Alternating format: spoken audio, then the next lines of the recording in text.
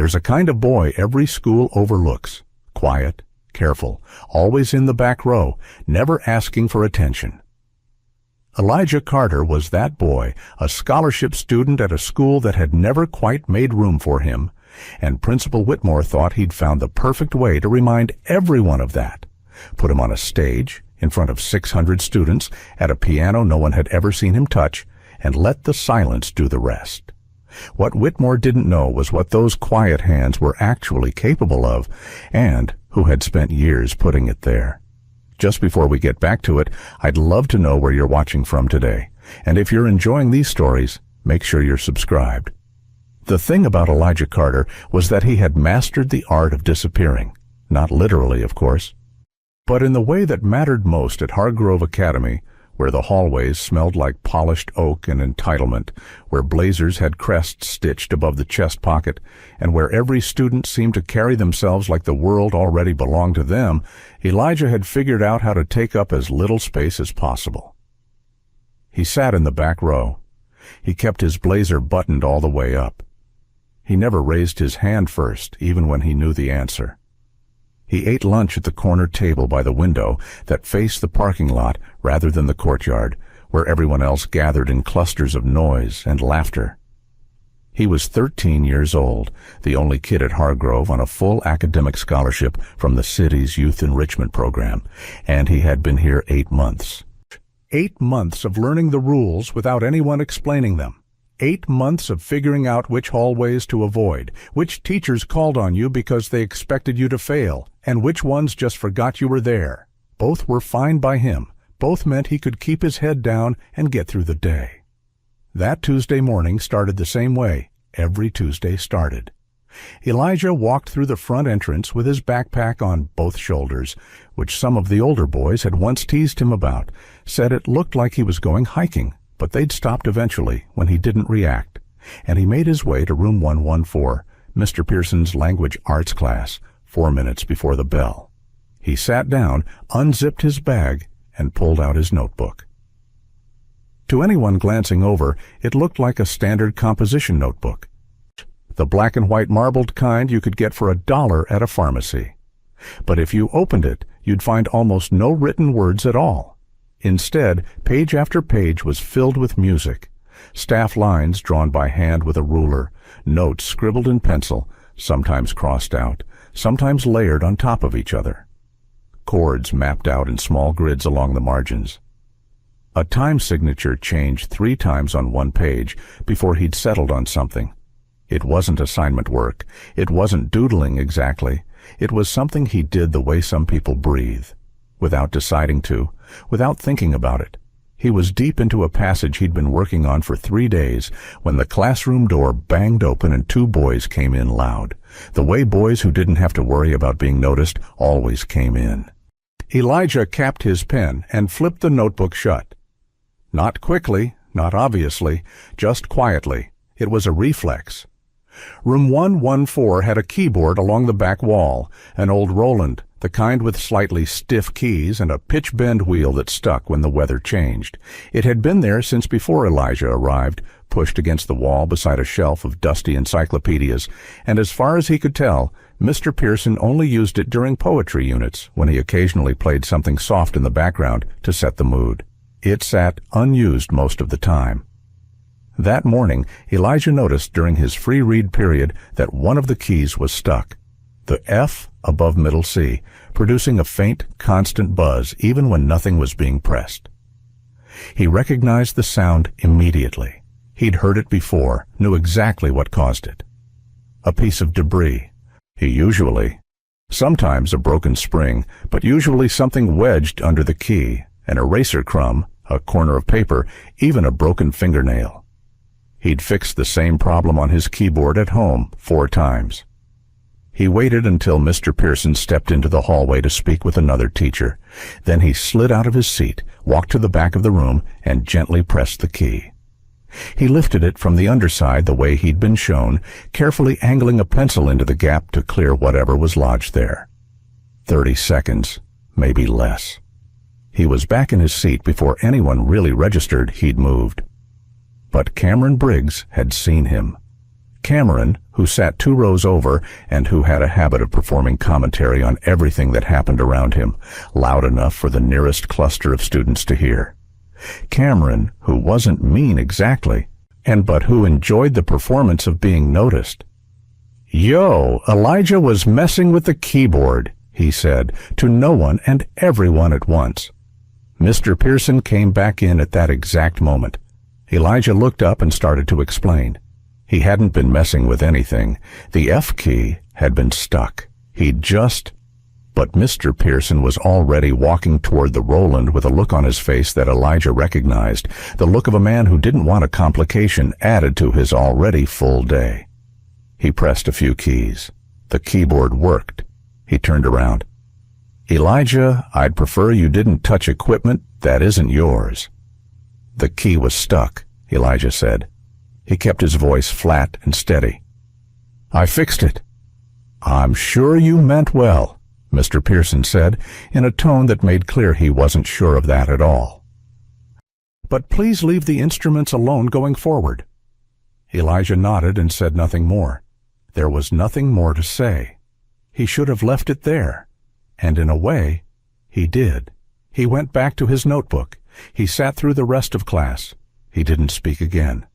But the school operated on its own particular kind of telephone, that private academy version where information traveled fast and always landed hardest on whoever could afford it least.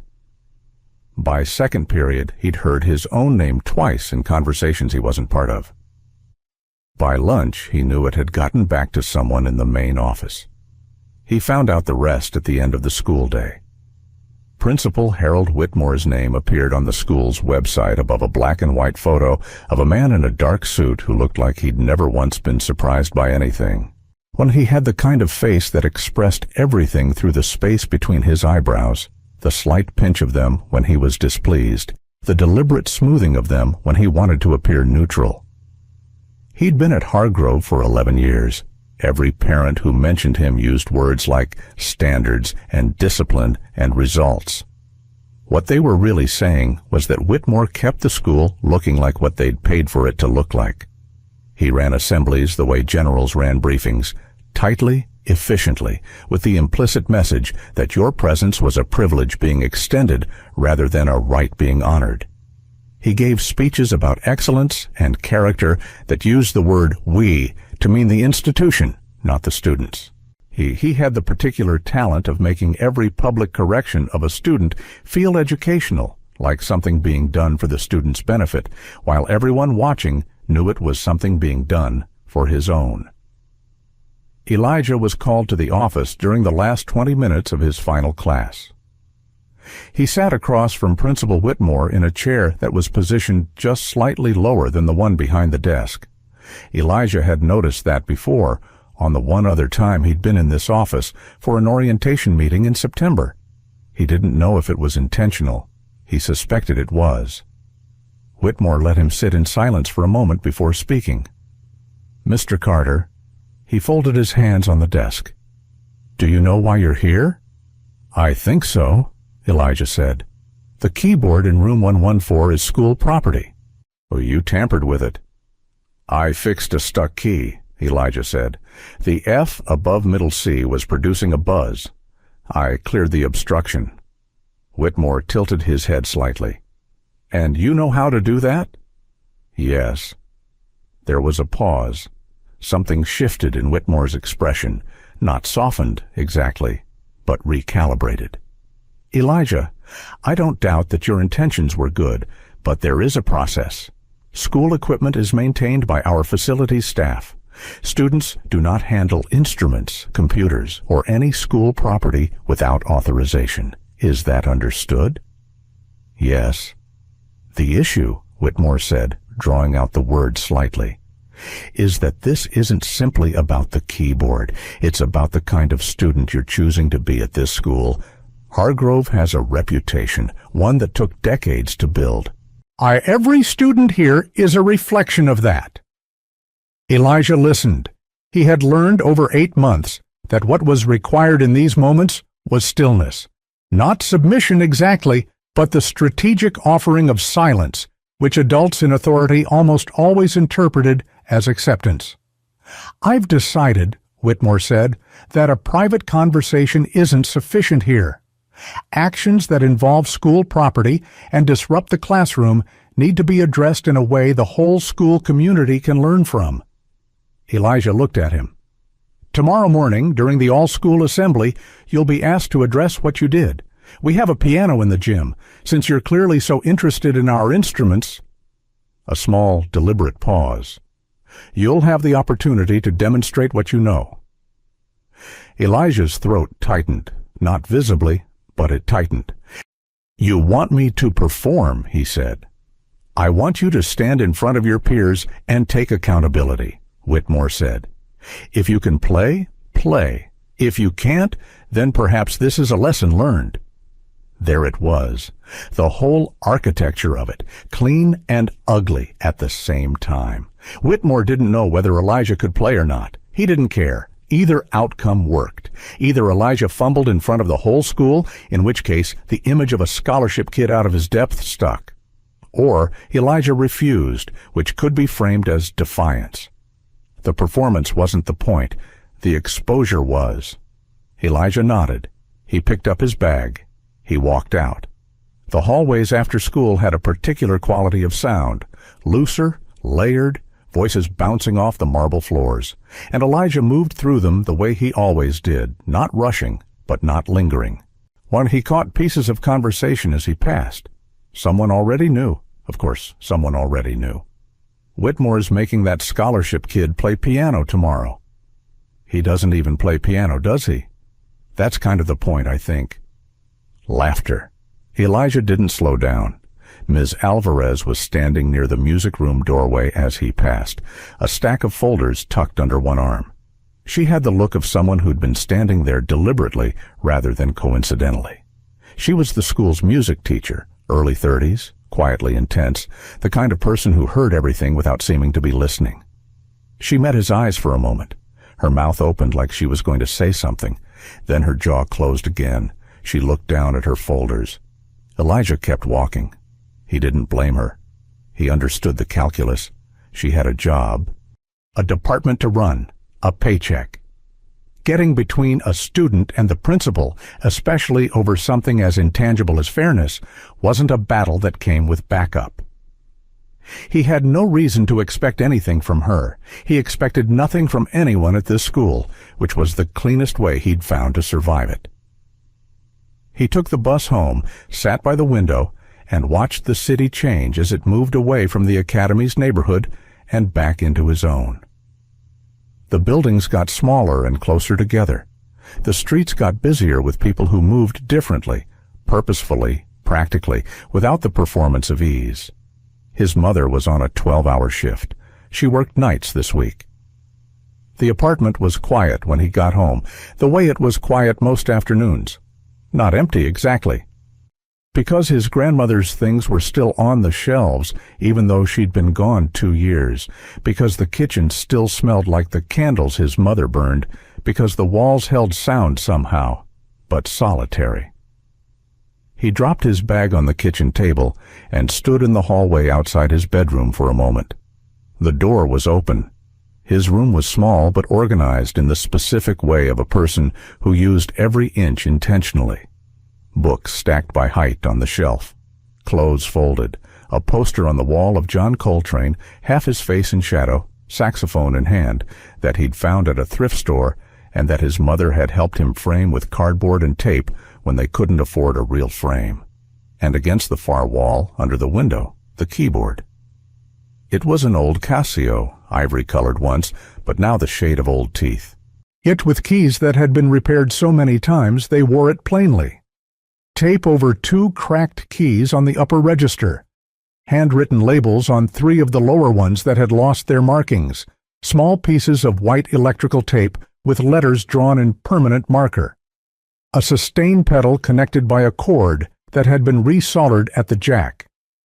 The whole thing sat on a metal stand from a garage sale, adjusted with a folded piece of cardboard under one leg to keep it level. It was the most important object Elijah owned. He sat down on the edge of his bed and looked at it. Not playing it, just looking. His phone buzzed. His mother. How was school? He typed back, "Fine, tired, a lie." Not a complicated one, just the kind that kept the night from getting harder than it needed to be. She would be on her feet for another 6 hours. She didn't need this tonight. He lay back on his bed and stared at the ceiling. There was a memory that lived in his hands more than in his head. The feel of larger hands over his, patient and deliberate, pressing down on keys with a weight that was never force, but always intention. A voice saying, "Listen before you play, Eli. The music already exists. Your job is just to find it." The smell of coffee and cedar. A window with old curtains that moved in a way that meant the screen had a tear in it. He didn't let himself go all the way into the memory. He never did. It was like a room he could stand at the doorway of but not walk into without the grief catching up to him. He sat up after a while. He walked to the keyboard. He sat down on the stool. He pressed a single key, middle C, held it until it faded. He looked at his hands. The hands that Whitmore wanted to use as a prop tomorrow. The hands that would either fumble in front of 600 students or... He exhaled slowly. "Don't mess this up." The words came out quiet, almost involuntary. But there was something underneath them that wasn't exactly fear. It was closer to the feeling before you walk into a room knowing you're the only one in it who knows what's in there. Something that had no name exactly. Only wait. He sat with it for a long time in the quiet apartment, the glow of the street coming through the window, his hands resting still on the keys. The assembly was scheduled for 8:45, which meant the gym filled up between 8:30 and 8:40 as students moved in from first period. Hargrove's gym was large, real hardwood floors, bleachers that pulled out in 3 tiers. A stage at the far end used for performances and formal announcements. On days when the whole school was gathered, it held close to 600 people. The piano was already there when the students arrived. An upright Yamaha, black, positioned near the center front of the stage, lit up. Someone had set it there deliberately. That was clear. It wasn't where the piano usually lived. It was normally against the wall to the right of the stage. And the fact of it being moved, being centered, being visible from every seat in the gym, told its own story before anyone said a word. Students filed in. The bleachers filled in the way they always filled, by social gravity. Certain groups claiming the same rows they always claimed, certain people moving to be seen, and others moving to disappear. Phones came out. The noise level rose and then plateaued at that particular frequency that meant everyone was waiting for something to happen. Elijah came in with his class, which meant he came in with people who kept their distance from him in the specific way of people who don't dislike you but don't want to be adjacent to whatever is about to happen to you. He walked to a spot near the end of a bleacher row. He sat down. He set his hands on his knees. He looked at the piano. He had not slept much. But that wasn't unusual, and the feeling in his chest this morning was not quite what he'd expected when he'd imagined this moment last night. He'd expected something closer to dread. What was actually there was quieter than that, more compressed, like something waiting. The teacher standing near the stage door said something to someone. A few students looked toward the stage. Then Principal Whitmore walked out, and the noise dropped into that automatic near silence that authority produced in a room of adolescents who'd been conditioned by years of being in institutions. Whitmore stood at the microphone. He was in his standard uniform, dark suit, school tie, with the Hargrove crest, expression calibrated to convey both authority and benevolence simultaneously. The face of a man who believed he was always doing what was best for everyone, especially when he wasn't. "Good morning," he said. The room returned it in that scattered, overlapping way of assembled teenagers. "Before we begin today's announcements, I want to address something that came to my attention yesterday." He paused in the way of someone who had rehearsed the pause. "At Hargrove, we hold ourselves to a standard of conduct that goes beyond academic performance. That includes how we treat shared spaces, shared equipment, and the trust placed in us by this community." A beat. Eyes moved around the room, some already knowing where this was going. One of our students made a choice yesterday that I want us all to learn from. Elijah Carter. Whitmore's eyes moved to find him in the bleachers, found him, held briefly. "We'll come up to the stage." The bleachers shifted in that specific way they shift when something is happening, a collective repositioning, an alignment of attention toward a single point. Elijah stood. He moved along the row, stepped down from the bleacher, and walked across the gym floor toward the stage. The walk was roughly 40 feet. It was the kind of walk where every footstep sounds louder than it should, where you are aware of the exact temperature of your own face, where 600 people's attention is a physical thing pressing at the sides of you. He climbed the 3 steps onto the stage. He stood beside the piano, facing the room. Whitmore spoke without looking at him directly, addressing the assembly. Elijah decided, without permission, to handle school equipment in a way that was not authorized. As a learning community, we believe in accountability, and that accountability is most meaningful when it's public. He turned, finally, and gestured toward the piano. Elijah has apparently taken an interest in our instruments, so this morning he'll have the opportunity to share what he knows. There was laughter. Not everyone, maybe 30 or 40 students, but it was the kind of laughter that fills a space fast. It came from people who understood exactly what was happening, the kind of laughter that functions as a wall. Elijah didn't look at the laughing section, he looked at the piano. Somewhere in the 3rd row of the bleachers, a phone came up, then another one. Within 30 seconds, at least a dozen students had their phones angled at the stage. The recording had started before anything had happened. That was its own kind of editorial. He sat down on the bench. There was a pocket of silence, expectant but not generous. The kind of silence that is really just held breath before a reaction. He set his fingers on the keys. He pressed one note, middle C, held it. It rang out into the gym and then faded. Someone in the bleachers made a sound. Or not quite a laugh, something shorter and more dismissive. The message being communicated was clear. One note, that's it. There was a ripple of that same noise moving through the rows. Elijah adjusted his posture. It was subtle. He brought his back straighter, dropped his shoulders down and back, settled his forearms so they were parallel to the floor. It was the posture of someone preparing, not someone performing. The difference was real, even if no one watching it could have named what had changed. Then he began to play. Not a single note this time, not an easy scale to warm up. He went directly into the opening passage of a Chopin nocturne, the one in E-flat major, Opus 9, number 2, and he played it with the kind of technical control that takes years to build.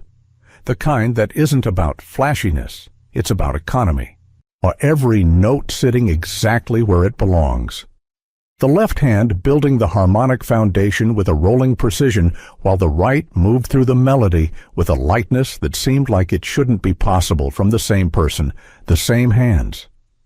The snickering stopped, not because anyone made it stop, because of what the piano was doing to the air. It happened in sections. First, the students nearest the stage, who could hear it most clearly, could feel the resonance through the floor, stopped what they were doing. Then the sound traveled back through the bleachers, and the students farther away caught it, and they stopped too. And then the whole room was in a kind of arrested state, like something had reached into the collective noise and switched it off. Phones were still up, but no one was commentating anymore. No one was nudging their friend. The phones had become something else, not instruments of mockery, but of witnessing. Elijah played through the first movement of the nocturne with complete fluency. His eyes were open, but not focused on anything in the room. Focused somewhere slightly beyond it, the way musicians sometimes look when the technical execution has become automatic enough that the attention can go somewhere deeper. The melody moved the way it was written to move, like something being remembered, not performed. like a feeling being traced. In the third row, Ms. Alvarez sat with her folder open on her lap, but she had stopped pretending to look at it. She was watching his hands. Her expression had moved through several things in the space of about 90 seconds. Surprise, then recognition, then something more complicated. She had a music education. She had studied for 7 years. She knew what she was hearing. The technique was not that of someone self-taught by YouTube. The voicing, the shaping of phrases, the understanding of dynamics. This was someone who had been trained seriously and carefully over a long period of time. Her eyes were wet before she was aware they had gotten that way. At the far right of the stage, slightly behind the microphone stand, Principal Whitmore stood with his hands clasped in front of him. He had begun this assembly with a specific vision of how it would go. He had imagined Elijah sitting down at the piano and producing something small and uncertain, or perhaps refusing entirely, or perhaps a few halting notes that would serve as the object lesson he'd intended. He had not, could not have, imagined this. His face had not changed, technically. All the same features were in the same positions, but the confidence that animated them was gone. In its place was something the expression wasn't designed to hold, the beginning of understanding that he had made an error of profound scale. Elijah continued playing. He moved through the nocturne and into a transition that wasn't Chopin anymore. It was something else, something that shifted the harmonic center slightly and let more air into the music, let it breathe differently. Not improvisation yet, still composed, but the piece he was playing had developed a second room, and he was walking into it. The bleachers were completely still. 600 adolescents, people who existed in a near constant state of performance for each other, who filtered every moment through the lens of how it looked and how it landed, had collectively forgotten to do that. They were just listening, not because they were supposed to, not because a teacher had asked them to, because something was happening in this gym that didn't happen here, and some part of them understood it without being able to articulate it. A girl in the upper bleachers had her hand over her mouth. She wasn't sure why. She hadn't decided to put it there.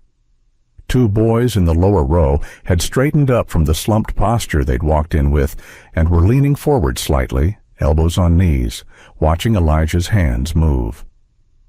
The phone recordings were still running, but their purpose had completely transformed. Elijah played through the end of the passage. His hands moved through the final phrase with the same care they'd given the first. No flagging, no showing off, just the exact amount of expression the music asked for. The last notes rang out across the gym and faded slowly into the hardwood and the bleachers and the walls. Silence. Actual silence, which is different from quiet. Quiet is the absence of noise. Silence is when noise recognizes it doesn't belong.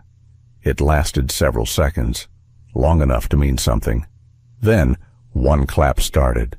Singular, deliberate, from somewhere in the middle of the bleachers. Then, another. Then it spread, not explosively, not immediately, but with the momentum of something real, moving outward from the center until the whole gym was inside it. Students who would not have been able to explain what had happened to them were on their feet. And they were applauding, and the sound filled the gym in a way that Hargrove's gym had probably never been filled before. Elijah stood from the bench. He looked out at the room for a moment, a single, unreadable look that took in the standing students, the clapping, the phones still recording, the faces that had been ready to laugh at him 20 minutes ago and were now doing this other thing. He didn't smile. He reached down and lowered the piano lid, carefully, until the keys were covered. Then he walked off the stage, down the 3 steps, and back across the gym floor. Students near the aisle moved slightly without thinking about it, not to block his path, not to try to speak to him, just the physical acknowledgement of someone's presence that the body performs when the mind hasn't caught up yet. Elijah walked to his spot on the bleachers. He sat down, he set his hands on his knees, and if anyone had been looking at his face carefully, and a few people were now, they would have seen that his jaw was set in the way of someone who has just done a hard thing and is still holding what it cost them. Not triumph, not relief, just a 13-year-old boy who had put something that was his into a room full of people who had gathered to watch him fail, and had held on to it anyway. By the time Elijah got home that afternoon, the video had already been watched by people in 4 different states. He didn't know that yet. He came home the same way he always came home. Bus to the corner, 3 blocks on foot, up the stairs because the elevator was slow, key in the door. His mother was still on her shift. The apartment was quiet. When he dropped his bag, drank a glass of water standing at the sink, and was about to sit at the kitchen table with his notebook when his phone buzzed. It was a number he didn't recognize. He ignored it. It buzzed again, then a 3rd time, then a notification from an app he barely used. Someone had tagged him in something. Then another tag, then 5 more in the span of 30 seconds. He picked up the phone. The video was everywhere. Whoever had recorded it in the gym, and based on the angle, it had been someone sitting about midway up the left bleachers, had posted it with a caption that read, "Principal makes scholarship kid perform as punishment. Did not go how he planned." The clip was 2 minutes and 40 seconds. It started with Whitmore at the microphone, moved to Elijah walking across the gym floor, and ended just after the applause began. The framing was clean. You could see Elijah's hands on the keys. You could see the moment the room changed. By midnight it had 2 million views. By morning it had 9. The comments were a particular kind of overwhelming, the kind that comes when the internet collectively decides something is a story. People were angry at Whitmore. People were in awe of Elijah. Music teachers were posting reaction videos analyzing his technique. A former Juilliard student wrote a thread about the Chopin piece, identifying the specific nocturne, estimating the years of training it would take to play it at that level, and concluding that whoever this kid was, he had been seriously trained by someone who knew what they were doing. Elijah read about 30 comments before he put the phone face down on the table. He sat with his hands flat on the surface and looked at the wall for a while. Then he went to bed. The next morning at Hargrove was different in the specific way that things are different when everyone knows something has shifted, but no one is sure what comes next. Students who had never spoken to Elijah were suddenly speaking to him. Not all of them were insincere. Some were genuinely caught off guard by what they'd witnessed, and their attention came from a real place. But most of it had the texture of people wanting proximity to something that was now interesting, and Elijah had spent enough of his life understanding the difference between being seen and being useful to someone's narrative. He was polite. He was brief. He kept moving. In the main hallway before first period, a boy named Derek clapped him on the shoulder and said, "Bro, you're literally famous right now." Elijah said thanks and kept walking. A girl named Sophie asked if he was going to post more videos. Elijah said he didn't have a channel. She looked mildly disappointed, which confirmed something he'd already suspected about why she was asking. What he noticed more than the students, though, was the teachers. 3 of them said something to him before noon that they had never said in the 8 months he'd been here. Mr. Pearson told him he had real discipline. A history teacher whose name Elijah could never remember correctly stopped him in the hallway to say the performance was remarkable. A vice principal he'd only ever seen from a distance gave him a nod as he passed. 8 months of invisibility ended in 2 minutes and 40 seconds. He wasn't sure how he felt about that. He filed the feeling away for later. Principal Whitmore had called a staff meeting at 7 that morning before students arrived. The people who were in that meeting described it later in different ways, depending on how they felt about Whitmore, but they agreed on the essential shape of it. Whitmore had reframed the entire assembly as intentional. By the time the school's official social media account posted about it, and it posted before 10 o'clock, the language was careful and deliberate. Hargrove Academy is proud to spotlight one of our exceptional scholarship students whose extraordinary musical talent was on display yesterday morning in a special student showcase. There was a still image from the video. There was no mention of the original framing. There was no mention of punishment or tampering or accountability. There was certainly no mention of the laughter before the music started. It was a clean pivot. Whitmore had done what people in his position always do when control slips. He'd told a different story fast enough that some people would believe it was the only story. Ms. Alvarez read the post at her desk during her prep period.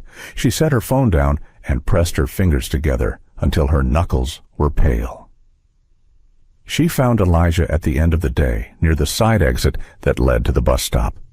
She didn't position herself there by accident. She'd waited. "Elijah." She fell into step beside him, which meant he either had to stop or have the conversation while walking. He stopped. She looked at him directly. She was not someone who eased into things. "Where did you learn to play like that?" "I taught myself," he said. The lie was flat and immediate. She recognized it as a lie the way a musician recognizes a wrong note, not because she could prove it, but because she knew what self-taught sounded like, and what she'd heard in that gym was not it. "You didn't teach yourself the Chopin," she said. Elijah looked at her. He said nothing. "The voicing," she said. "The way you shape the phrases in the middle passage. That's something someone showed you. Someone who understood the architecture of that piece from the inside." She paused. "I just want to understand." "It's not really something I talk about," he said. She accepted that. She didn't push further. "Okay, then. I want you to know that what happened in that assembly was not acceptable. What Whitmore did is over," Elijah said. Not harshly, just finally. She looked at him for a moment. All right." She nodded once. "But I'm here. If you ever want to talk about the music, just the music, I'm here." He picked up his bag and left. She stood at the side exit and watched him go, and the feeling she had was the complicated one she'd been carrying since the assembly, a mixture of admiration and guilt in proportions that didn't balance comfortably. Ethan Cole had been the school's musical centerpiece since 6th grade. He played violin and piano both, and he played them well. The kind of well that wins regional competitions and earns write-ups in the school newsletter and makes parents point at you during concerts and tell their children, that's what practice looks like.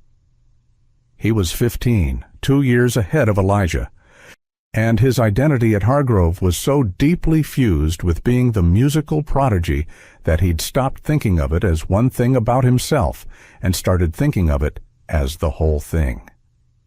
He had been in the gym on Tuesday.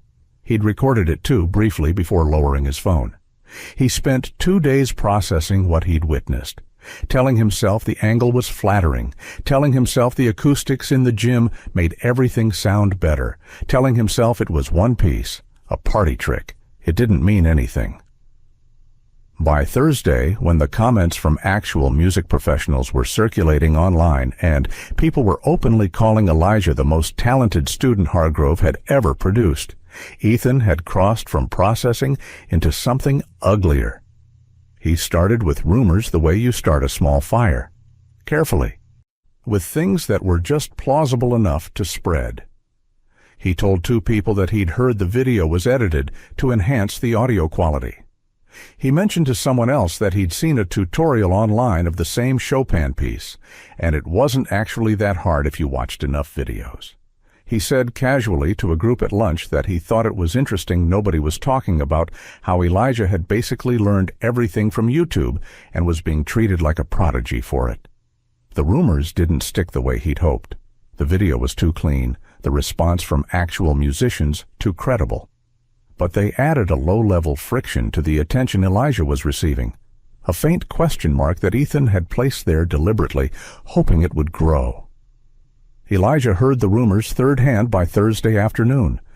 He filed them in the same category as most things at this school: noted, irrelevant, moved on. On Friday, the school received an email. It came through the main office address and was forwarded to Whitmore by the administrative assistant with a note that said simply, "You'll want to see this."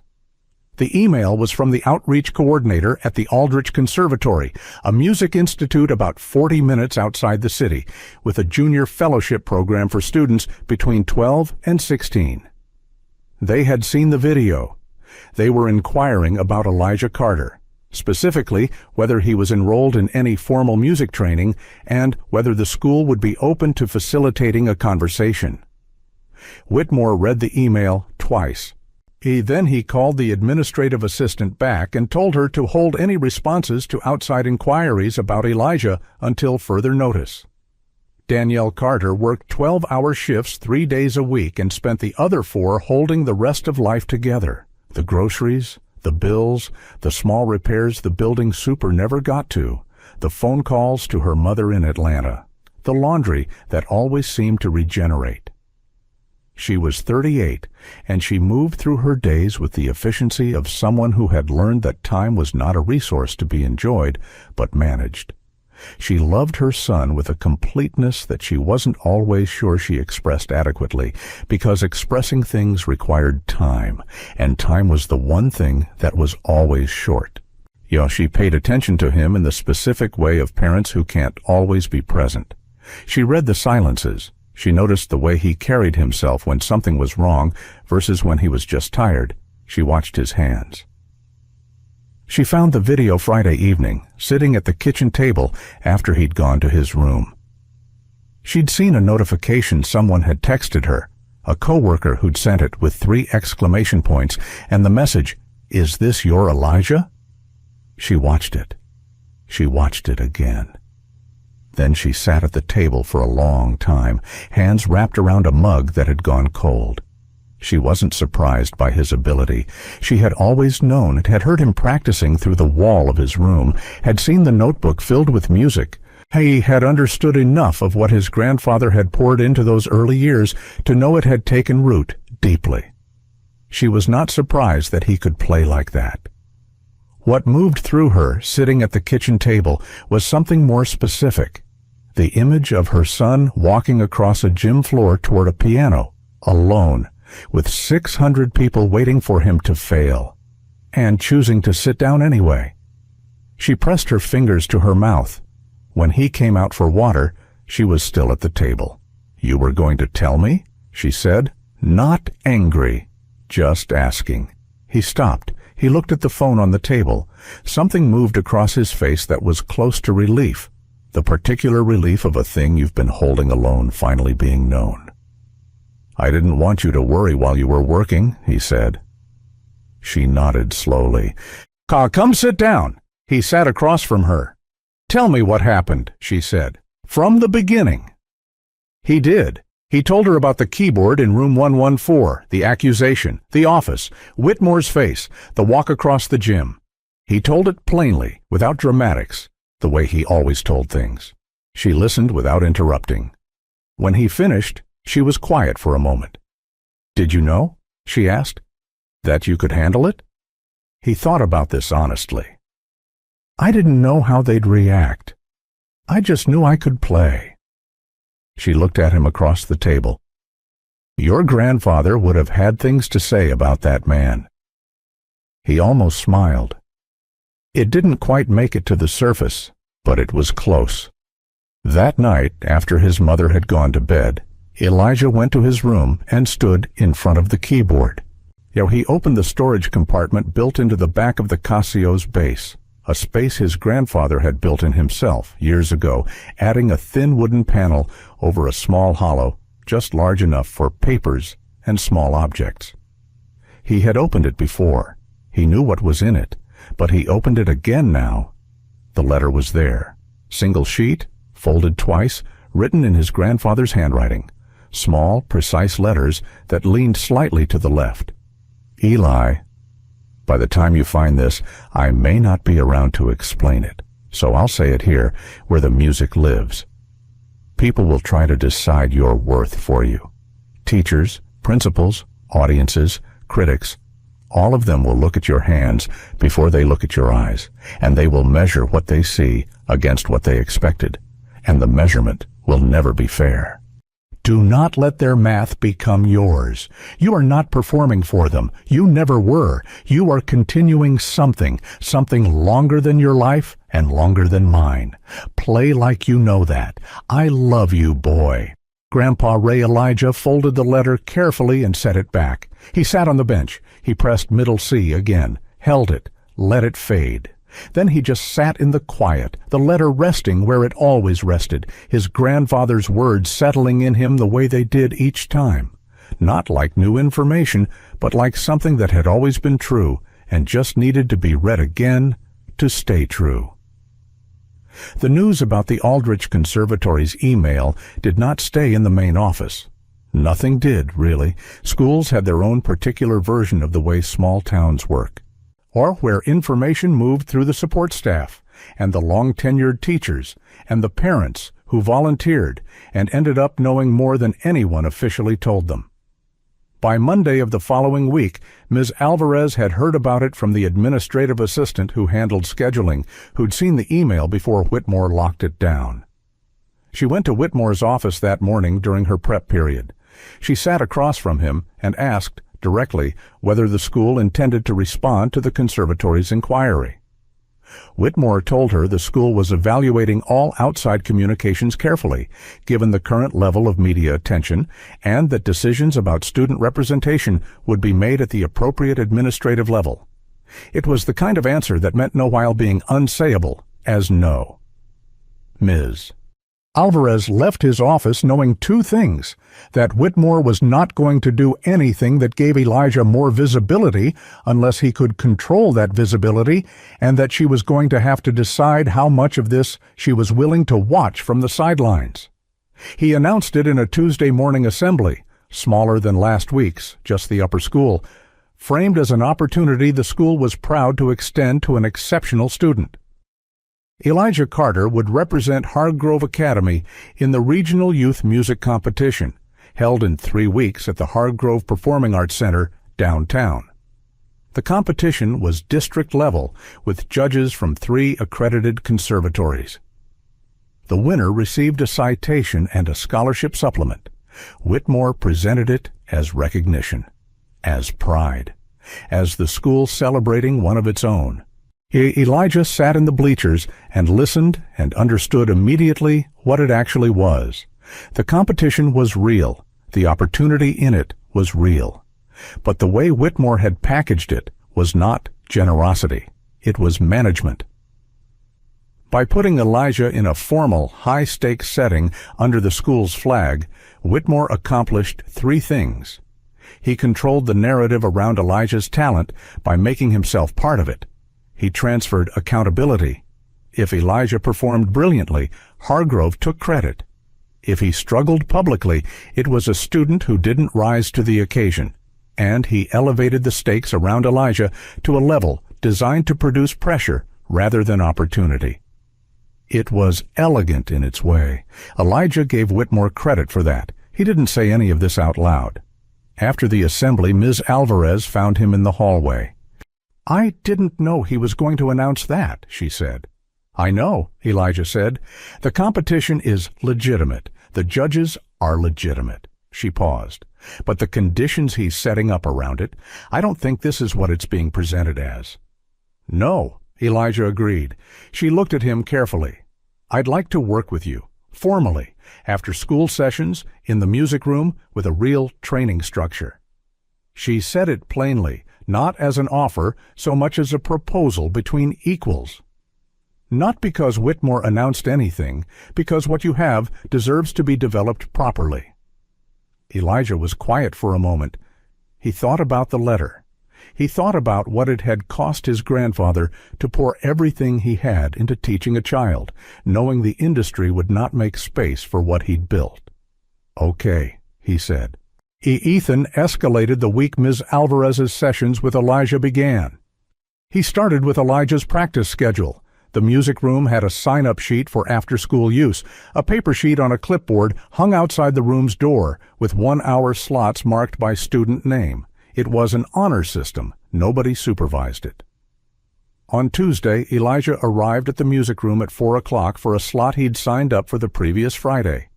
His name was gone.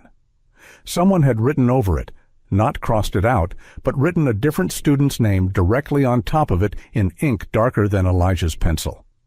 That student was not present. The room was empty. He borrowed the room anyway, playing quietly for 30 minutes before the actual occupant, a girl who'd signed up for 5 o'clock, arrived, and he left. The next morning, he overheard someone telling another student that Elijah was thinking about dropping out of the competition, that it was too much pressure, that he'd said so to someone. He had said nothing of the kind to anyone. The rumor was specific enough to have required deliberate construction. He identified Ethan as the source by Friday through the pattern of where the information had originated. He didn't confront him. He noted it. He kept going. The sessions with Ms. Alvarez were different from anything Elijah had experienced since his grandfather. She didn't begin with pieces. She began with fundamentals, not because she doubted his technique, but because she wanted to understand exactly where his foundation was and what it had been built on. Or she gave him scales and asked him to play them not mechanically but with intention, to make the scale feel like something, not run through it.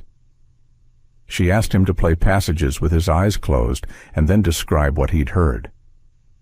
She gave him a short composition he'd never seen and asked him to play it twice, once exactly as written and once as he would play it if the notation didn't exist. He played it the second way, and she sat very still for a moment. "Who taught you that phrasing?" she asked. "My grandfather," he said, the first time he'd said it out loud to anyone at this school.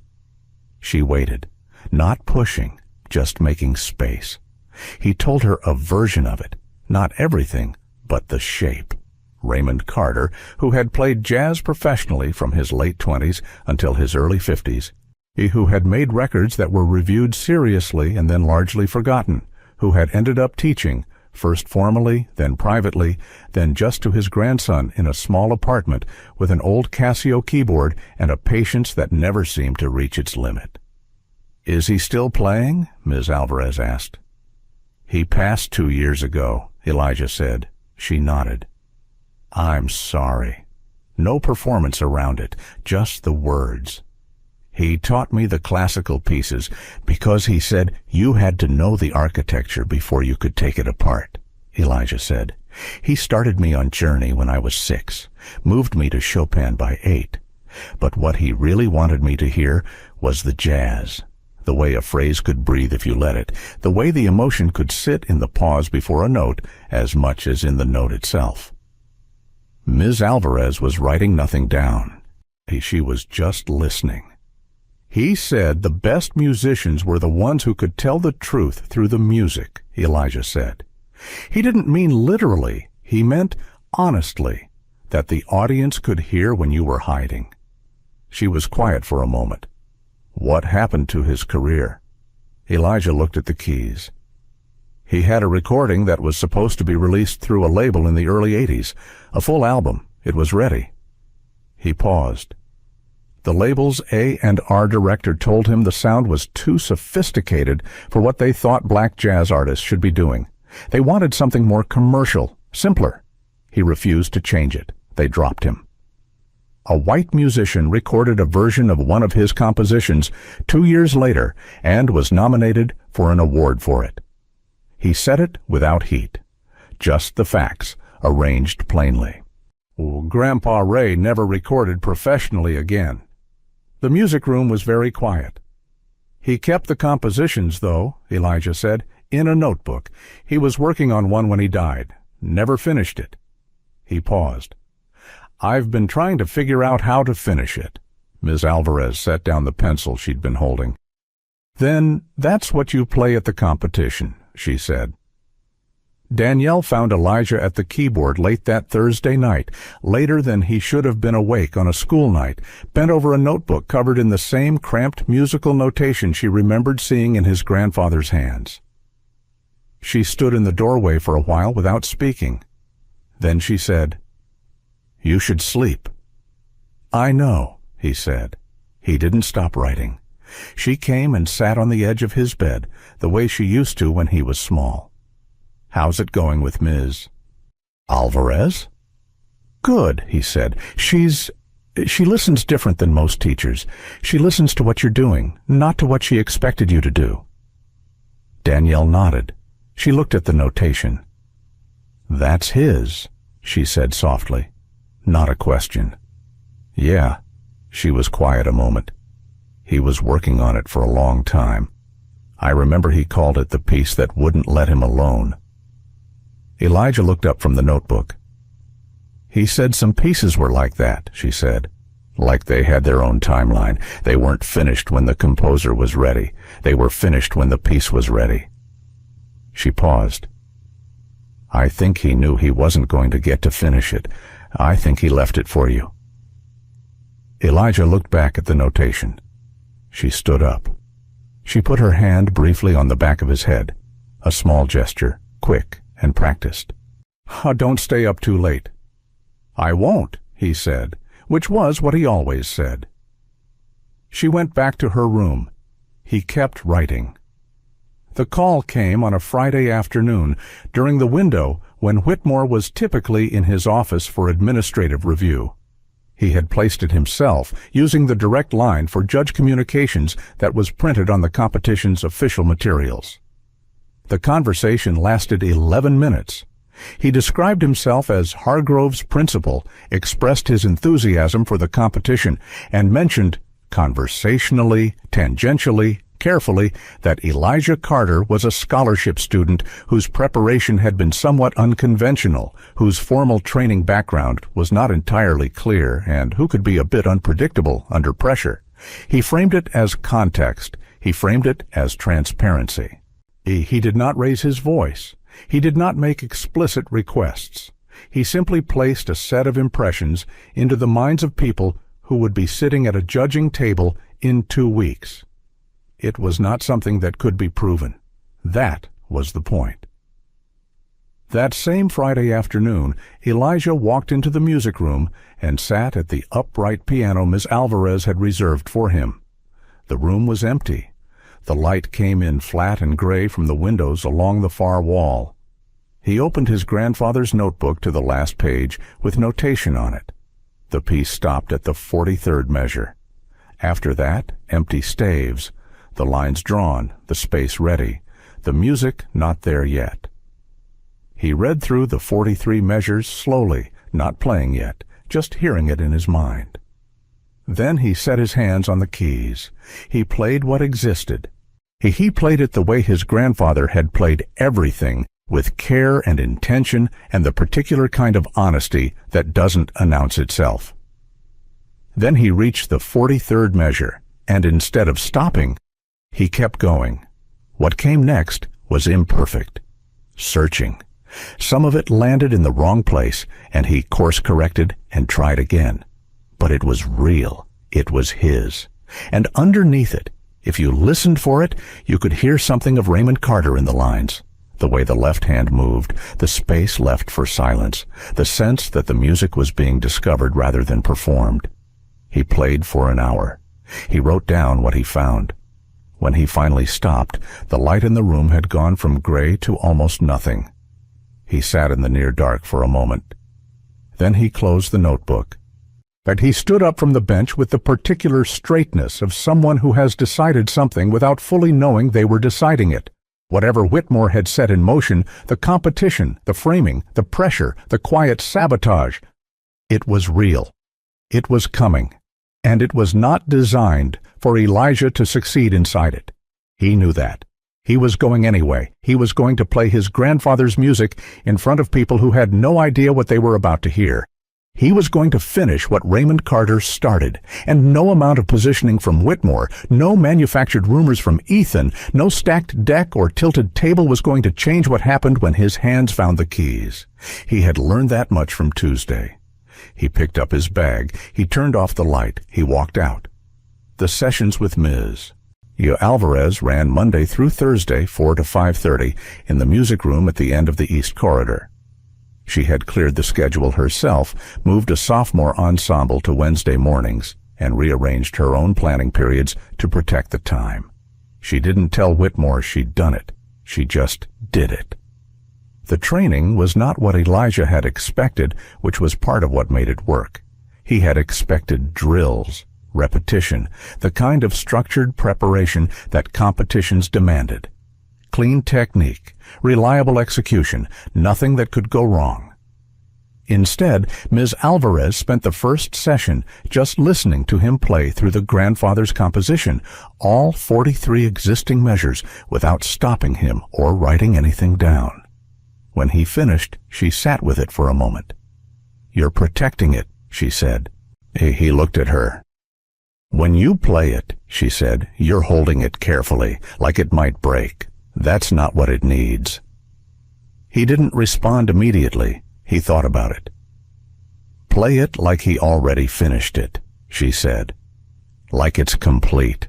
Like it was always going to end where you end it. The music has to believe it, or the audience won't." He turned back to the keys and played it again.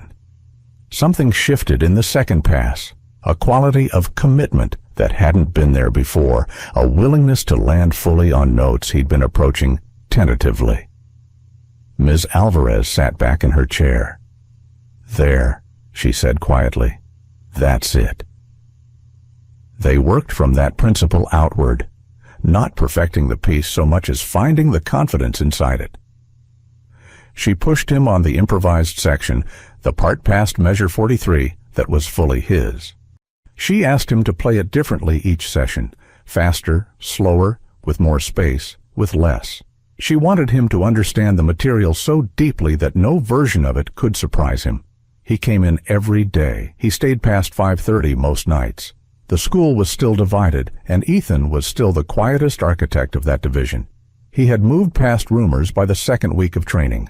The dropout story hadn't held, so he shifted to something more structural, working the social geography of the school in a way that cost Elijah not facts but proximity.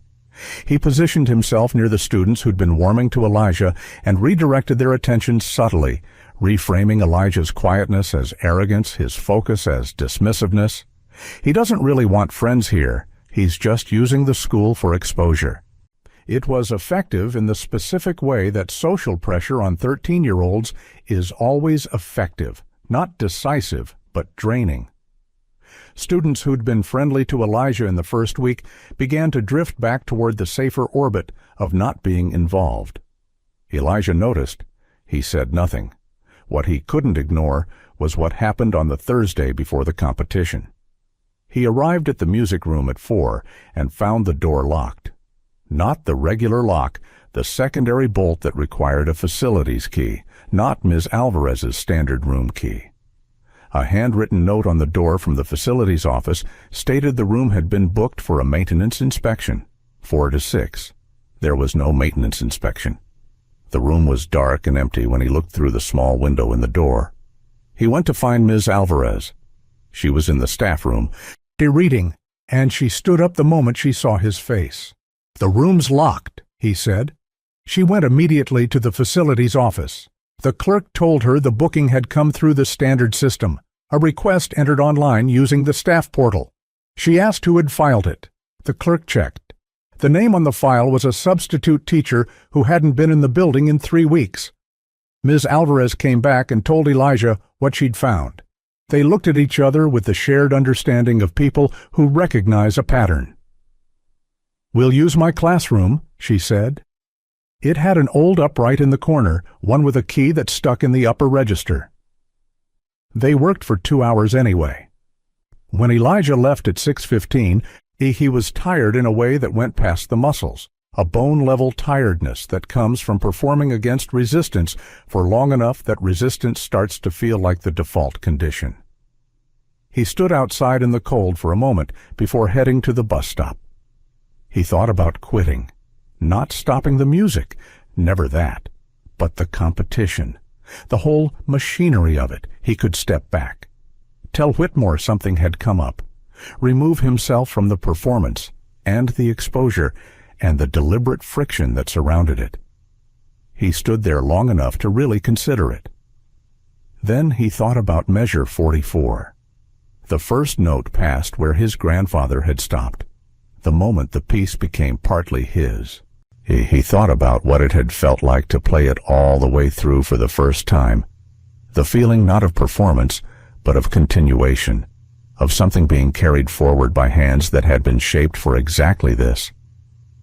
He picked up his bag and walked to the bus stop. That night he found the cassette tape. He'd known it was there. It lived in the same compartment as the letter, underneath a folded piece of cloth his grandfather had placed there himself. A standard cassette, the plastic cracked along one edge, the label written in the same left-leaning hand as the letter. Session, March 1987. He didn't have a cassette player. He'd known that too. But that week, after a session where Ms. Alvarez had mentioned offhand that the school's music archive still had working playback equipment, he'd borrowed a small handheld player from the cabinet in the back of her classroom. He pressed play. The recording opened with the ambient sound of a room, a radiator somewhere, traffic outside, a chair scraping. Then the piano began. It was his grandfather. Unmistakably. Not the version of his grandfather that Elijah had known in his last years.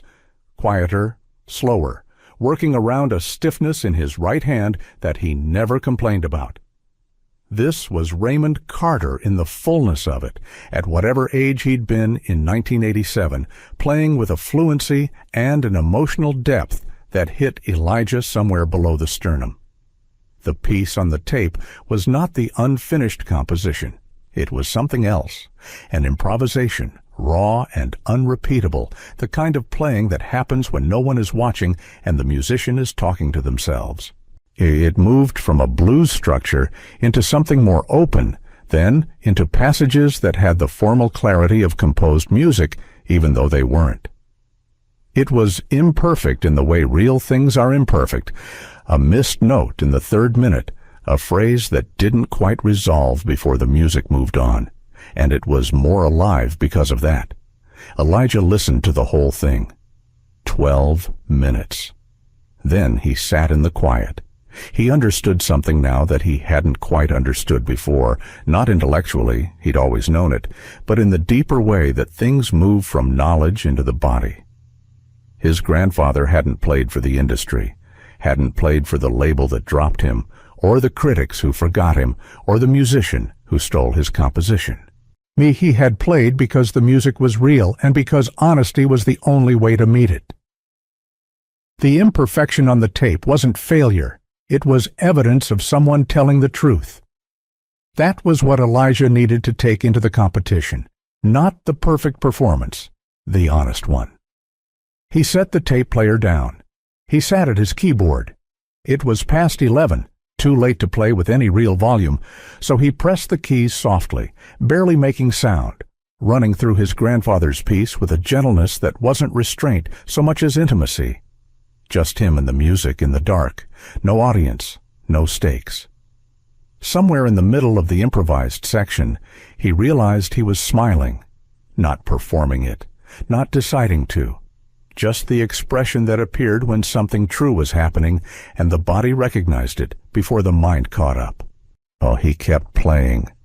The Hargrove Performing Arts Center downtown had the particular quality of spaces designed to make everything inside them feel significant.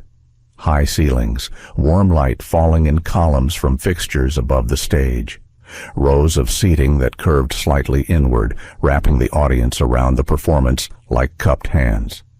It smelled like wood polish and old curtain fabric and the particular coolness of a room that took climate control seriously. Students from 11 schools had come. They moved through the lobby with instruments cases and the controlled nervousness of people who had been preparing for weeks and were now inside the actual day of it. Elijah arrived with Ms. Alvarez and 2 other Hargrove students who were competing in separate categories. He carried nothing, no instrument, no, just himself and the notebook with his grandfather's composition, which he'd been carrying everywhere for 10 days. He didn't need to look at it anymore. He knew the piece, but he brought it the way you bring a photograph, not for reference, but for company. The backstage area was organized and slightly chaotic, the way backstage always is. Students rehearsed in corners. Teachers hovered. A competition official with a clipboard moved through the space calling names for warm-up slots. Whitmore arrived 20 minutes after they did.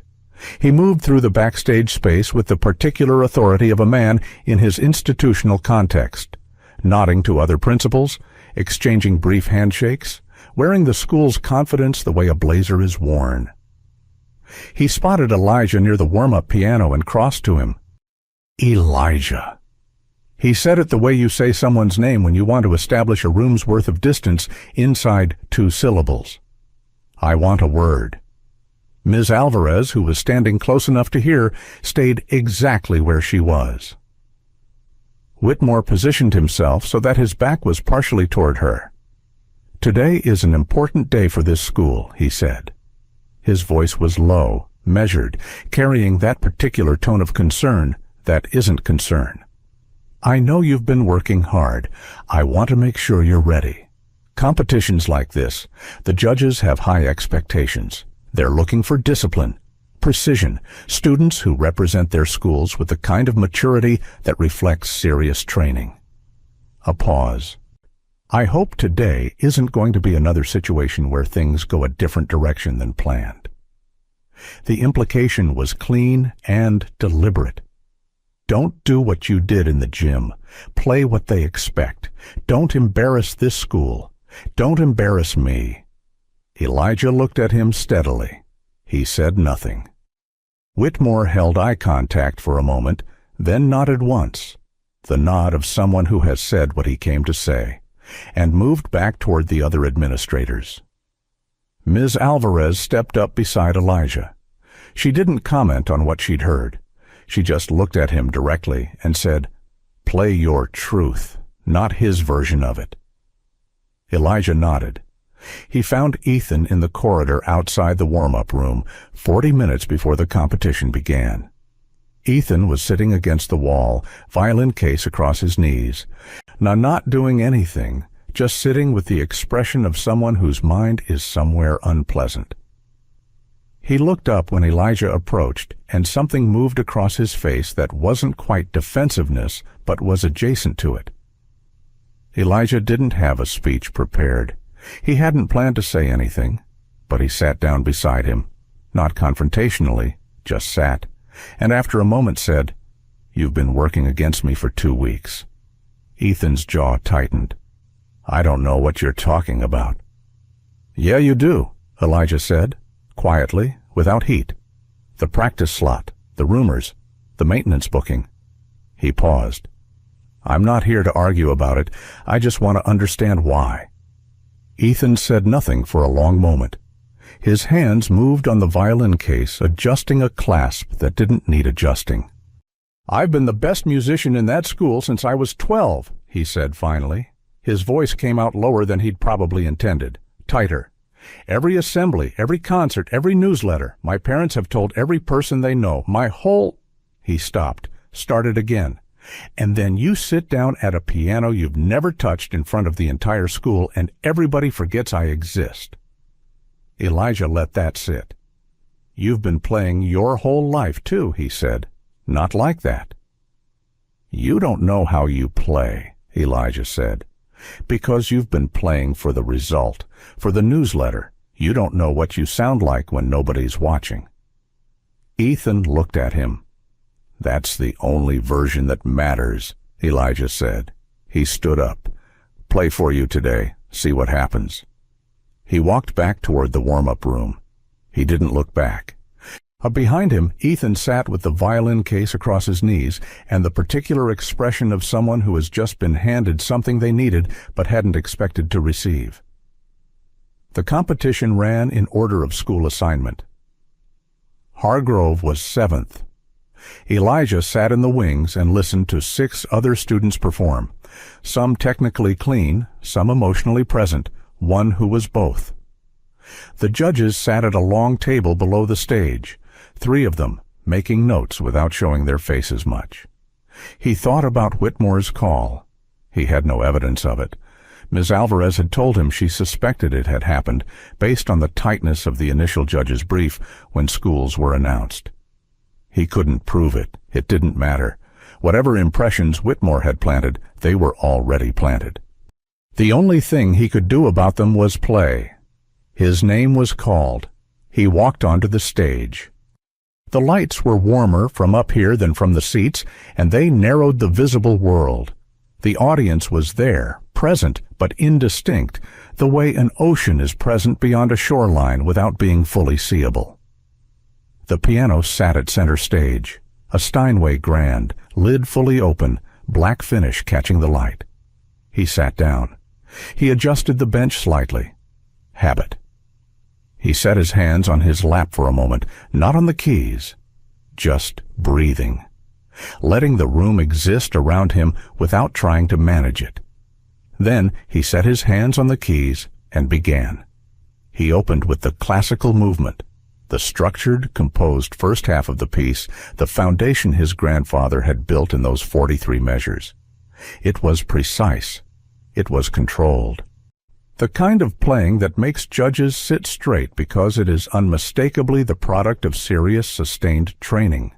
The harmonic structure moved with intention, the dynamics shaped by more than mechanics, by understanding. He could feel the room settling, that early audience adjustment where people stop arranging themselves and start actually listening. The judges were writing. He played through the end of the composed section, arrived at measure 43. And then, instead of stopping, instead of bowing and walking off as the structure demanded, he kept going. The shift was not abrupt. It was the way a river changes character. Same water, different terrain, a new quality of movement emerging from the same source. The classical precision opened into something more spacious. A jazz phrasing entered the left hand.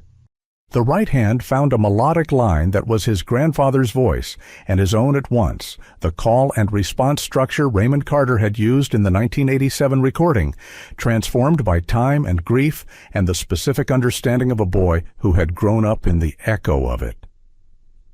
The judges stopped writing. One of them, a woman in the center, gray-haired, who had been the most expressionless of the three, set her pen down on the table and leaned forward slightly. In the second row of seating, Danielle Carter pressed her hand to her mouth. She had come without telling Elijah she would be there. Ms. Alvarez had called her. She sat in the dark of the audience and listened to her son play her father's music and felt something she didn't have a word for. Grief and pride so close together, they were nearly the same emotion.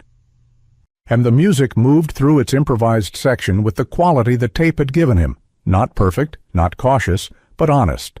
A phrase would reach and not quite arrive, and then find its way from a different direction. The imperfection was structural. It was how the piece breathed. In the wings, Ms. Alvarez stood with her arms folded and her chin slightly raised, watching. From the far side of the backstage corridor, Whitmore watched through a monitor feed. His face was still. Whatever he had hoped or expected or arranged, it was not happening. The room was not responding with the polite, measured appreciation of judges evaluating technical merit. It was responding with the stillness of people who have encountered something they weren't prepared for. Elijah brought the piece toward its end, a resolution that he had worked out over the last 10 days, a landing that honored both the classical structure and the jazz roots that felt like an answer to the question the opening had asked. The final chord rang out and he held it, let the sustain carry it into the room until it faded fully. Silence. Then the center judge began to applaud. Standing, then the judge to her left, then the third, then the audience rising row by row, not simultaneously, not on cue, but with the momentum of something genuine moving outward from the stage. Elijah sat at the piano for a moment before standing. He looked out at the audience, indistinct still, shapes in warm light, and found his mother without being able to see her face clearly. He knew she was there. He could feel the specific weight of it. He stood. He turned toward the judge's table and gave the formal acknowledgement the competition required, a brief, composed bow. Then he walked off the stage. Ms. Alvarez was waiting in the wings. She put her hand briefly on his shoulder. Nothing more, no words, just that. He kept walking. Behind him, the applause continued. In the monitor room, Whitmore stood very still. He had orchestrated this day with the precision of someone who managed outcomes for a living. He had made calls, shifted framing, applied pressure. He had tried to ensure that whatever happened in this building reflected the version of events that served him. And now he stood watching the monitor, watching the audience still on their feet, watching the judges conferring with something on their faces that was not evaluation, but response. And he understood. He, with a clarity that arrived too late to be useful, that he had made a serious error. Not in this room. The error had been made weeks ago in an assembly when he had walked a 13-year-old boy across a gym floor thinking he was making a point about authority. He had made a point, just not the one he'd intended. He turned away from the monitor. He walked toward the exit. And for the first time at a school event in 11 years, Harold Whitmore left a room without working it, without handshakes, without positioning, without the slow, patient management of how things looked. He just left. The results were announced 40 minutes after the last performer left the stage. Elijah was sitting in the third row of the audience with Ms. Alvarez to his left and his mother to his right. Danielle had found him in the lobby after the performance. And the hug she'd given him was the kind that doesn't require words and doesn't rush itself. She'd held on for a moment longer than necessary, and he'd let her, which was its own kind of communication between people who didn't always have time for the long version of things. The competition director, a thin man with reading glasses pushed up onto his forehead, took the microphone at the front of the stage and worked through the category placements in ascending order. Third, second, first, and the room responded to each name with the calibrated applause of an audience that is waiting for the one they care about. When he reached the piano division, the center judge, the woman who had set her pen down during Elijah's performance, stood briefly and said that before the placement was announced, the judges wanted to recognize something outside the standard structure. She said it simply, without ceremony. The panel had agreed unanimously to award a special citation for originality and emotional authenticity in performance. This was not a category in the competition's regular framework. It was the kind of recognition that panels extend when something happens that the rubric wasn't designed to hold. She said Elijah Carter's name. The room responded before she finished the sentence. Elijah sat in the third row and received it with the same stillness he brought to most things. Not indifference, not performance, just the steadiness of someone who has already spent the emotion on what mattered and is now present for what follows. His mother's hand found his arm and held it briefly. Ms. Alvarez looked straight ahead with the expression of someone containing something large in a small space. He was also announced as first place in the piano division. The woman from the Aldrich Conservatory found him in the lobby while the post-competition reception was still organizing itself, before the refreshment table had been fully set up, while people were still moving from the auditorium in clusters. She was in her mid-50s, quietly dressed, with the particular directness of someone who had spent a career saying important things to people who weren't always ready to hear them. She introduced herself as Margaret Oakes, head of junior program outreach at the Aldrich Conservatory. She said she'd seen the viral video 3 weeks ago and that the school had reached out to Hargrove following it. She said the response they'd received had been, she paused carefully, limited. She said she was glad she had decided to come in person today. She told Elijah that the conservatory's junior fellowship program accepted 6 students per year, offered full training, performance opportunities, and a scholarship that covered tuition and materials. She said she'd brought an information packet, which she handed him, and that she was not in the habit of making commitments in a lobby before a student's parents had reviewed anything. But she wanted him to know that the conversation, if he wanted to have it, was waiting for him whenever he was ready. Elijah thanked her. He held the packet at his side and looked at her directly. "Did you know my grandfather?" he asked. "Raymond Carter." Margaret Oakes looked at him for a moment. And something shifted in her expression, not surprise exactly, but recognition of a name that carried weight. "I knew his work," she said carefully. "I came to music professionally in the late 80s. His recordings were discussed among people who paid attention. He should have had a much larger audience." She paused. "Is he the one who trained you?" "Yes," Elijah said. She nodded slowly. "Then this makes more sense than it already did." She held out her hand, and he shook it. "Talk to your mother. Take your time. We'll be in touch." Rachel Green's article published the following Tuesday morning. She had been working on it for 3 weeks, since before the competition, gathering records, filing information requests. He's speaking with former students and current staff members who were willing to go on record and others who were not. The piece ran in the city's main digital newspaper under the headline, "A Pattern of Public Humiliation: How One Principal Used Student Exposure as Discipline." Elijah's story was the opening, but it was not the only story. There were 4 others. A girl named Brianna, now 17, who had been made to stand before an assembly 3 years earlier and apologize publicly for a plagiarism accusation that had later been determined to be a grading error. She had never received a formal apology. A boy named Marcus, now in high school across the city, who had been pulled out of a classroom in 8th grade and publicly questioned in front of a parent group about an allegation that turned out to involve a different student entirely. 2 others whose accounts had enough similarities in structure: the use of assembly settings, the public framing as correction, the absence of due process, that the pattern was clear even without names. Rachel had also obtained records through a Freedom of Information request showing that 3 formal complaints had been filed against Whitmore over the past 7 years. All 3 had been reviewed internally. None had resulted in documented action. The article was careful and specific. It did not use words like monster or corrupt. It laid out what had happened and let the accumulation of it speak. By noon, it had been shared widely enough that the school board's communications office had sent a statement acknowledging the reports and confirming that a review was being initiated. By 3 o'clock, the 2 local television stations had picked up the story. By the following morning, it was regional news. Within days, the voices multiplied.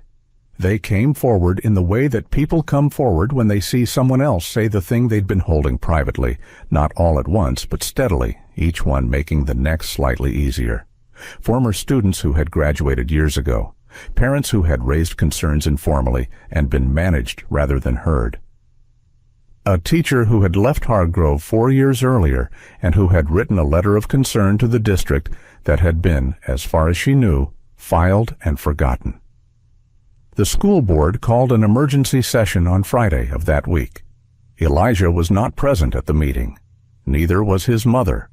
By choice, she had reviewed the article with the same careful attention she gave medical documentation, and she had said, simply, "They'll handle it, or they won't. Either way, you keep going." What she meant by that was clear enough. What happened in the meeting was reported afterward by board members through official channels and unofficially by people who had been in the building. Whitmore was questioned formally by 3 board members. He presented his account of the assembly. The word he used was showcase, the same word that had appeared in the school's social media post, and argued that the Rachel Green article represented a selective reading of events by people who had misunderstood the educational philosophy behind public accountability. He was articulate. He was composed. He had the practiced ease of someone who had navigated institutional reviews before, but he had not prepared for Ethan. Ethan Cole had requested to address the board. He was 15 years old, carried his own weight in the school's social hierarchy, and had nothing obviously to gain from what he was about to do. Those facts together gave his words a credibility that was difficult to dismiss. He stood in front of the board and said that he had been present at the original assembly. He said that the word showcase was not the word anyone in that room would have used to describe what they saw before Elijah began to play. He described the framing, the laughter, the phones. He described the atmosphere that Whitmore had created, not as isolated behavior, but as a climate. He said that the pressure to perform publicly, to be corrected publicly, to be evaluated publicly, regardless of whether that evaluation was fair, had been part of how the school functioned. That students had learned to perform their compliance the same way they'd learned to perform everything else, for an audience that Whitmore was always, in every setting, the center of. Then he said, "I also need to tell you that I made things harder for Elijah Carter during his competition preparation. I canceled his practice reservations. I spread rumors. I am saying that here because I was doing what that school taught me to do. I was trying to protect my position by eliminating a threat. That's not something I learned at home. That's something I learned at Hargrove." The room after he finished had the particular quality of a space in which something true has just been said, and the people in it are deciding what to do with it. Ms. Alvarez testified in writing and in person.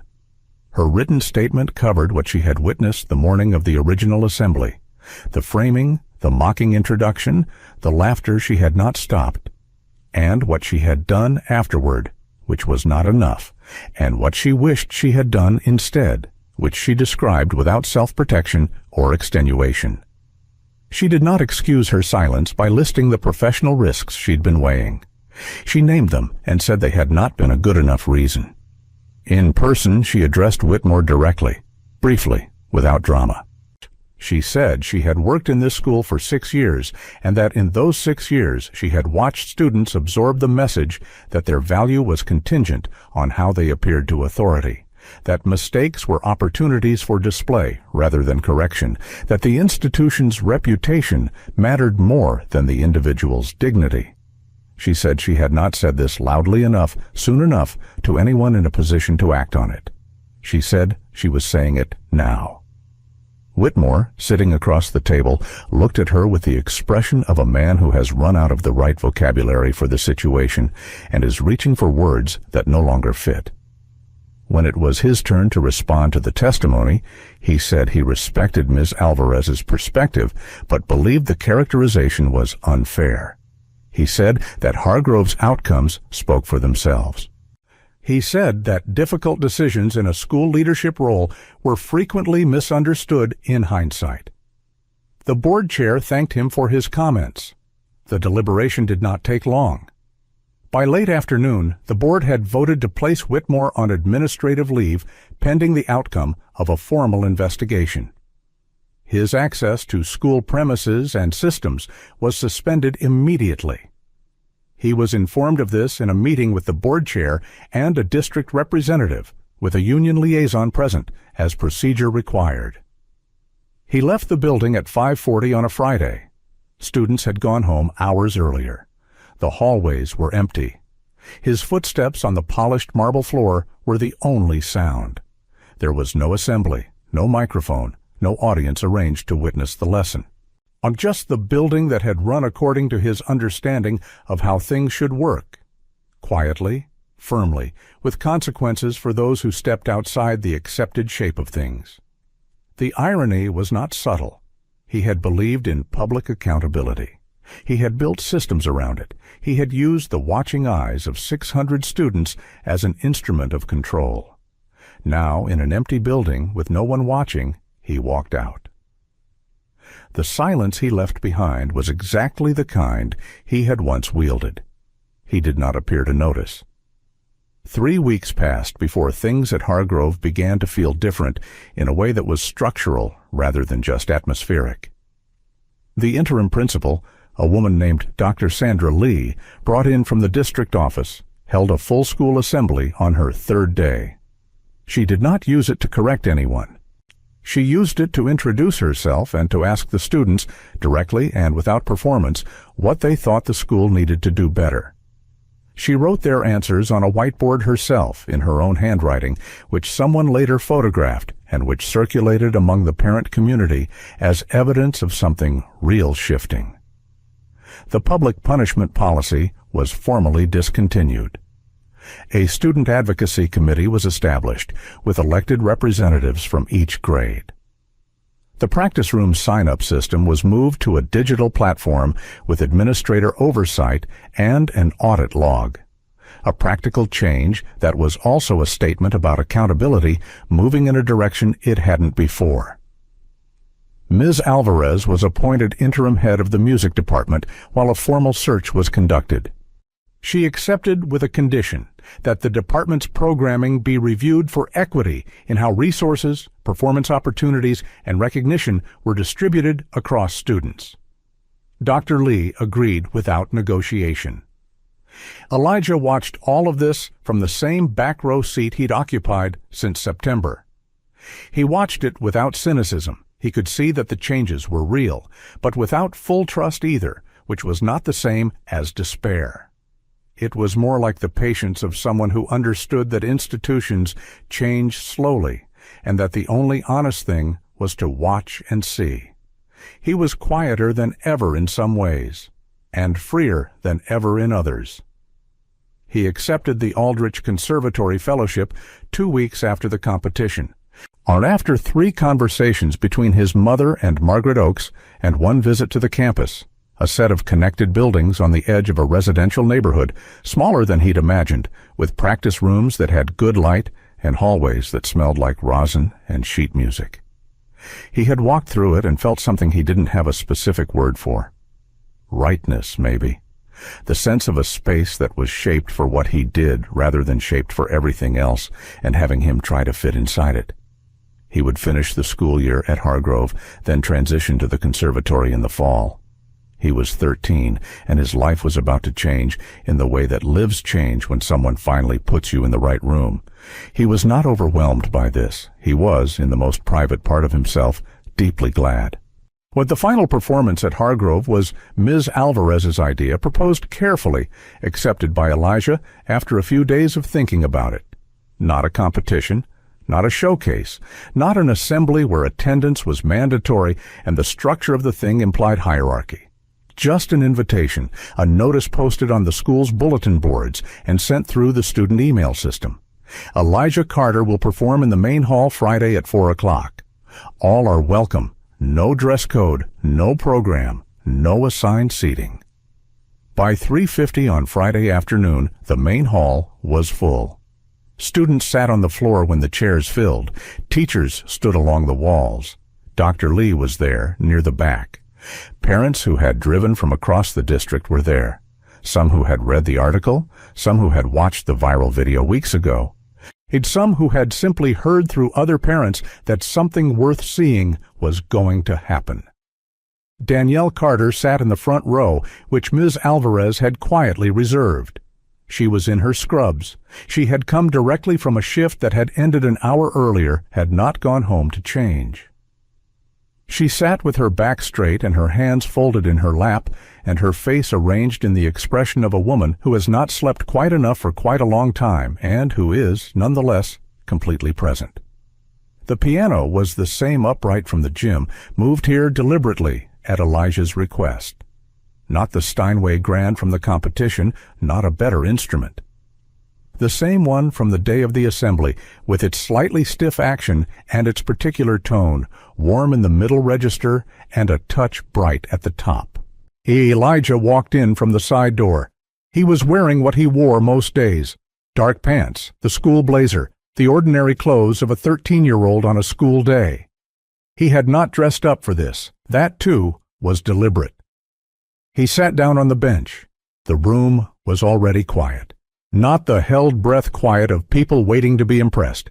The settled quiet of a room that has decided, collectively and without being asked, to be present for something.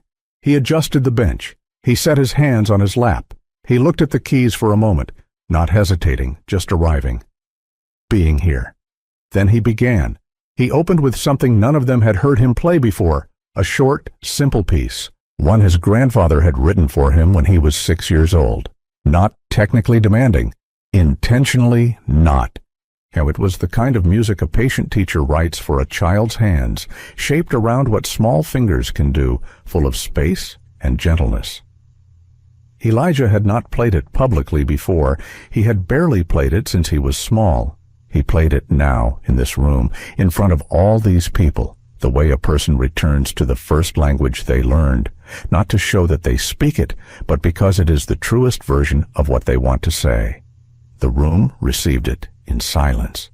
Then he moved into the grandfather's composition. The full piece now, the 43 measures Raymond Carter had written and the measures Elijah had completed, all of it together, a single continuous arc from what had been given to him to what he had made from it. He played the classical structure with the precision that came from years of learning it properly, and the improvised section with the honesty that came from the cassette tape, from the late-night sessions, from finally understanding that truth in music was not the absence of imperfection, but the presence of something real underneath it all. He played through the passage where his grandfather had stopped. He crossed measure 43 and kept going, and the music opened the way it had at the competition, but differently here, in this smaller room with this older piano, more intimate, more particular. The acoustic of the space changed what it sounded like. The Yamaha upright gave it a warmth the Steinway hadn't, a roughness at the edges that made it feel handmade rather than achieved. More like the recording, more like his grandfather. I'm sitting in a room in 1987 with a radiator making noise and traffic outside the window, playing for the truth of it. The room held very still. In the front row, Danielle had her eyes closed. She was not crying, though she had been earlier and might again. She was listening. Listening the way she'd listened to her father play when she was young, in the particular way of people who receive music not as spectators, but as participants, as people to whom it is being said. Ms. Alvarez, standing at the side of the room, watched Elijah's hands move and thought about 6 years of staying quiet in situations that had required a different choice. She thought about the assembly, about the look on his face when he walked across the gym floor. She thought about what it had taken for someone that young, that alone in that moment, to sit down at the piano and not give them what they wanted. She would not make the same choices again. She was sure of that in the way you are sure of things that have cost you something to learn.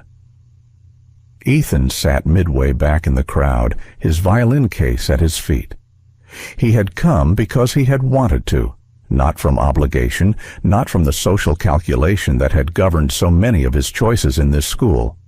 He listened to Elijah play and felt for the first time in a long time something uncomplicated, admiration, clean, direct, unthreatened. He had played in a small ensemble last week, informally, in a practice room after school with 2 other students who'd asked if he wanted to join them. He had played without thinking about how it looked or what it meant for his position at the school. He had played and found, somewhere in the middle of it, that he still loved the instrument. He had nearly forgotten that. The grandfather's composition moved toward its ending. Elijah brought it down slowly, not rushing the resolution, letting each phrase complete itself before the next one began, the way you close a long conversation when you want to honor what was said rather than just finish it. The final chord was simple. He held it until the sustain faded completely. The room stayed quiet for a long moment after. Then the applause began, and it came the way real applause comes, not from the hands, but from somewhere deeper. The sound of people responding to something that got past their usual, careful management of themselves. Elijah sat at the bench for a moment. He looked out at the room, the students on the floor, the teachers along the walls. His mother in the front row. He stood. He turned toward the room and gave a small, unhurried bow. Not the competition bow, something more personal than that. The acknowledgement of one person to many, offered plainly. Danielle stood. She crossed the small space between the front row and the piano and put her arms around him, and he let her, leaning into it slightly, the way he had in the lobby after the competition, with the complete absence of self-consciousness that is only possible between people who know each other past the surface of things. She held on. Then, close to his ear, barely above a whisper, he would have been so proud. Elijah was quiet for a moment. The room was still applauding around them, though distantly now the way sounds recede when something immediate is happening. "I think he already was," he said softly. Danielle pulled back just enough to look at her son's face. She pressed her hand once to the side of his face, the gesture of someone saying something that has no word, and then let go. Months later, on a Tuesday morning in September, Elijah Carter walked into the Aldrich Conservatory for his first full day of the fellowship program. He was still quiet, still the kind of person who sat in the back of a room and observed before speaking, who carried a notebook full of music instead of conversation, who moved through spaces without announcing himself. These things had not changed. They were not problems to be solved. He found his assigned practice room, small, clean, good light from a north-facing window, a Yamaha upright against the wall that was newer than his grandfather's keyboard and older than the Steinway, but had a tone he liked immediately. He set his bag down. He opened his notebook to the page where the grandfather's composition lived. All of it now, complete, his own handwriting filling in the measures past 43 in the pencil that leaned slightly left the way his grandfather's had, which he'd never noticed before, and which he noticed now, with a feeling he didn't try to name. He sat at the bench. He set his hands on the keys. He was not proving anything. There was no assembly, no principal with a microphone, no room full of people who had gathered to watch him fail. There was no viral video, no article, no board meeting, no career that needed to be reclaimed or record that needed to be set straight.